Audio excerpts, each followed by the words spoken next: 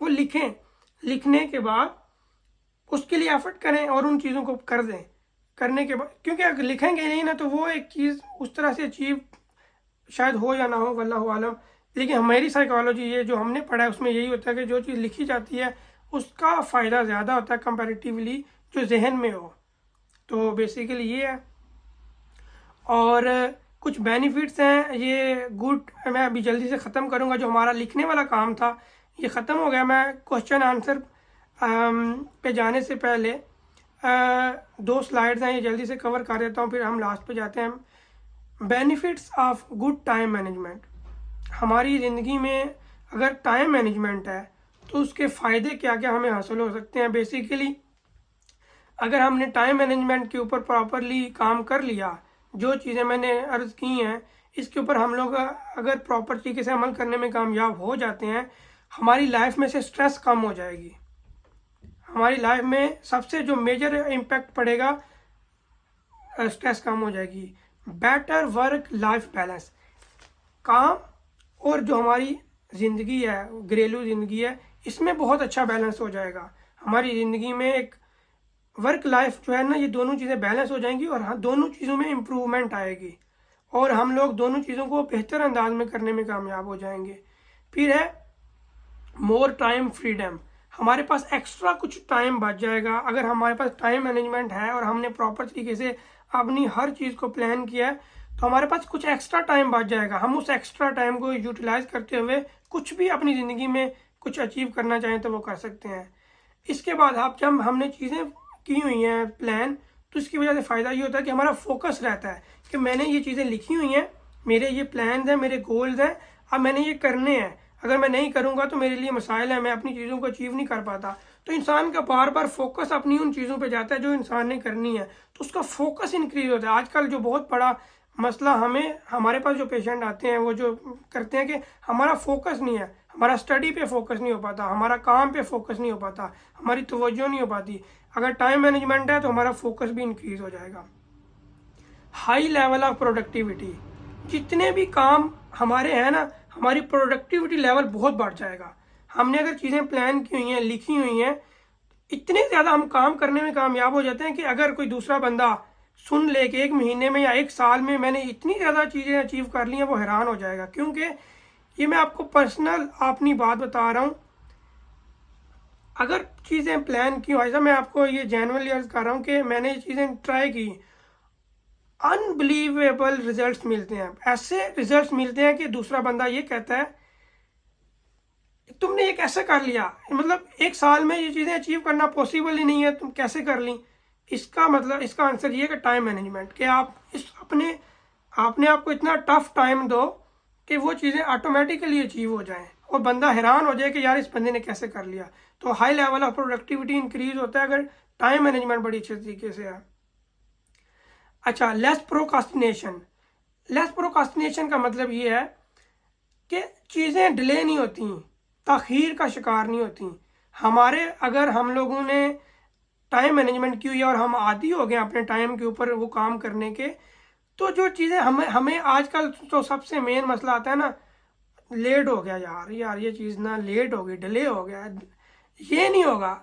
एक बंदा जब उसको उसको बेचैनी होगी जब नमाज, जो बंदा नमाज का पाबंद होता है ना, अगर उसकी नमाज डिले हो रही हो ना, उसको दिल में खिंची होती है, यार अब मैंने नमाज पढ़नी है, टाइम जा रहा है, टाइम जा रहा है। इसी तरह जो बंदा टाइम मैनेजमेंट का पाबंद होता है ना, अब उसकी चीज़ें डिले हो रही हो ना, उसको दिल में बेचैनी उठती है कि यार मेरी। दिन में खुशी दाखिल करने के लिए आज आपको एक ना, इस सेशन से पहले ना एक काम हुआ है कि अभी यहाँ पे हुई 8:15 जमात। जी। अच्छा, प्लान था खाना खाने का बाद में। हमारे बड़े हम प्यारे जिम्मेदार हैं, निगरान हैं, उन्होंने हुक्म दे दिया कि खाना। प्यारे उसामा भाई, 8:30 हो गए, ना दस्तरखान लगा हुआ ना कुछ था, खाना आ चुका। मैं कहूँ यार, मैंने डॉक्टर सामा का टाइम लिया, ये हो ही नहीं सकता कि तैयारी पहले से ना हो, वगैरह वगैरह वगैरह। मैंने कहा भी आपके पास 20 मिनट है। ने उसामा दस्तरखान लगते हुए 8:40 हो गए। ये दीगर इस टाइम पे भी सुनने काम आएगी। देखिए, लोगों की कदर करें, उनके वक्त की कदर करें, तो लोग आपकी कदर करेंगे और आपके वक्त की कदर करेंगे। अब बिलीव कीजिए उस समय, मैं नहीं कहता कि किसी ने खाना खाया निकला, ये मौजू और है, लेकिन मुझे ये था कि जिस शख्स का मैंने टाइम लिया है, जिस डॉक्टर का मैंने टाइम लिया है, उनसे टाइम मैंने 9 बजे का लिया है, तो ठीक 2 से 3 मिनट कलम हमें हर तरह से अपने आप को डायरी पेन पकड़ के अच्छी पोजीशन पे एक्टिव होके बैठना है। ये याद तो करेंगे कि हाजी साहब ने तो पता नहीं क्या कर दिया, वो खाता गया कि नहीं खाता गया, जिस तरह इन्होंने खाया, मैं कुछ मंजर गैर महसूस अंदाज से देख रहा था, वो टो में तो नहीं था, लेकिन शायद इनको ये एहसास जरूर हो गया होगा यार राइट टाइम पे मुझे, बल्कि राइट टाइम क्या, टीचर का इंतजार, स्टूडेंट को टीचर का इंतजार करना है ना, माशाल्लाह। टीचर को स्टूडेंट का इंतजार नहीं करना, मुरीद को पीर का इंतजार करना है, पीर को मुरीद का इंतजार नहीं करना, ये समझाने के लिए है। तो यूं मैंने कहा कि चले, आपको जमीनन बात कर रहे थे, तो मैं आपको जीती हालिया ही आपके सेशन से पहले होने वाला एक मरहला बताऊं, क्योंकि वो इतला नहीं थी। तो यहाँ पर चूंकि आप समझते हैं कि मुख्तलिफ मकामात पर मुख्तलिफ इंतजाम का सिलसिला होता है, तो मोहब्बत में निगरान साहब ने हमें हुक्म दे दिया। फिर वो दस्तरखान भी कहीं था, बर्तन भी धुले हुए नहीं थे। मैंने कहा भाई खाना बाद में खा लें, हुजूर ठंडा हो जाएगा। मैंने कहा बस फिर 8:55 तक आपके पास टाइम है। अच्छा, इस दौरान इनको मैंने बोलने से भी मना किया। वो आप दीवाने होते हैं ना हमारे इस्लामी भाई आपस में, उनके मशवरे ही खत्म नहीं होते, उनकी बातें खत्म नहीं होती। तो वो फिर बाज औकात दीगर के भी खाने का लेट का सबब बनते हैं, अपने भी खाने का लेट का सबब बनते हैं। तो अल मुख्तसर, माशाल्लाह। ये इनको अंदाजा हो गया होगा, जो मेरे साथ इस्लामी भाई मौजूद भी हैं, लास्ट टाइम ये भी जॉब में मशवरा किया। कोशिश उसामा भाई ये होती है कि सामने वाले के वक्त की कदर करें, अपने भी वक्त की कदर करें, और वक्त का कदर करना सिखाएं। कहीं ऐसा ना हो कि हमने आज वक्त को जाया किया, तो कहीं पर भी हम किसी भी सूरत में, किसी भी काम में, किसी भी टारगेट को अचीव करने में कामयाब नहीं हो सकेंगे। ऐसा ही है, ऐसा ही है, बिल्कुल ऐसा ही है। माशाल्लाह। ऐसा मैंने देखें, यही तो डिफरेंस है। देखिए, मैं कोई ऐसी बात, अल्लाह माफ़ी दे, कोई मेरी नीयत नहीं है कोई किसी दिल आज़ारी की या कुछ। देखिए, हाई साहब रुकने शुरा है। हाई साहब भी देखिए, हाई साहब कोई पीर साहब कोई अल्लाह मुझसे कोई ऐसी बात ना निकले कि जिसमें वो बेअदबी का कुछ पहलू निकले। हाई साहब कोई पीर साहब के रिश्तेदार नहीं है, या हाई गफूर साहब कोई किसी के पीर साहब के रिश्तेदार नहीं है।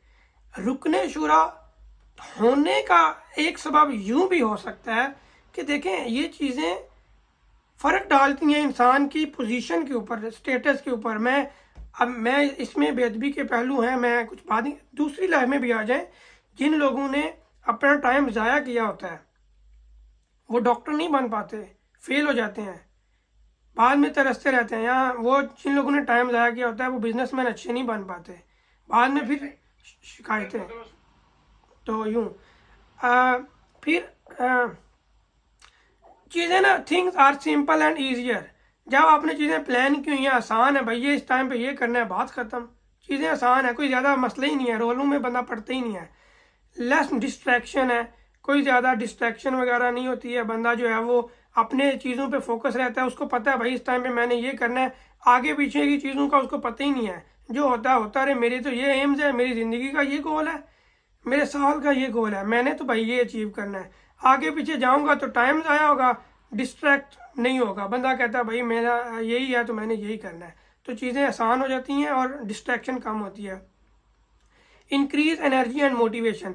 जब हम टाइम पे चीज़ों के करने के पाबंद हो जाते हैं और हमारे लिए चीज़ें आसान होना शुरू हो जाती हैं, तो एक मोटिवेशन मिलता है। जब चीज़ें अचीव हो जाती हैं ना, तो अचीवमेंट के साथ साथ हिम्मत बढ़ती है, एनर्जी बढ़ती है, हौसला बढ़ता है। बंदा कहता है यार ये तो कमाल हो गया, मैंने इतने कम टाइम में मैंने इतनी चीज़ें अचीव कर ली, अब मैं मज़ीद और अपने आप को इस चीज़ के ऊपर डालूंगा और अपने आप को और टफ टाइम दूंगा, मैं अपने जदवल को और मजबूत करूंगा।